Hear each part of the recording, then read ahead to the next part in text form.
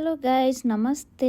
के छ हाल खबर? सन्चै होइसिन्छ। डिसेम्बर 14 रातिको ठीक 12 बजे अचानक मेरो जीवनको सबैभन्दा ठुलो मोड सुरु भयो। पानी फुट्यो, डर, पीडा र अनिश्चितताले मन भरियो। छिटो छिटो लुगाहरू लगाएर चाहिँ हामी हस्पिटलको लागि चाहिँ रेडी हुन थाल्यौं। के गर्ने के नगर्ने सोच्नै सकिरहेको थिइनँ। एकदमै आत्तिएको थिएँ म। हस्पिटल जाँदै गर्दा म चिच्चाइरहेकी थिएँ, पीडाले होइन, आमा बन्ने यात्राको डर। अनि यता चाहिँ मेरो सासू आमाले चाहिँ अझै मलाई 10 वटा नाति नातिना दिने भनेको होइन भनेर जिस्काइराखिसकेको थियो। मलाई चाहिँ दुखाइमा पनि हाँसो लागिराखेको थियो क्या।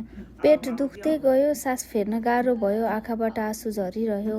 तर मनको कुनै कुनामा एउटै आशा थियो, मेरो बच्चा सुरक्षित होस्। त्यो पीडा, त्यो चिच्याहट, त्यो डर सबै सम्झदा आज पनि मन काप्छ। जब व्यथा लाग्दै जान्छ तब आफ्नी आमाको धेरै याद आउने रहेछ। अनि आयो त्यो क्षण जहाँ मलाई अपरेसन थिएटरमा लगियो।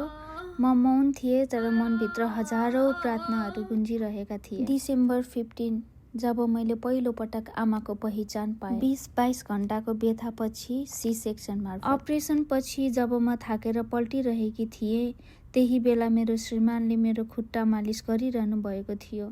शब्दहरू थिएनन् तर त्यो स्पर्शले सबै पीडा बिर्साइरहेको थियो। त्यो माया, त्यो साथ, त्यो मौन सपोर्ट मेरो लागि संसार नै थियो। त्यो दृश्य हेर्दा मेरो आँखा फेरि भरियो।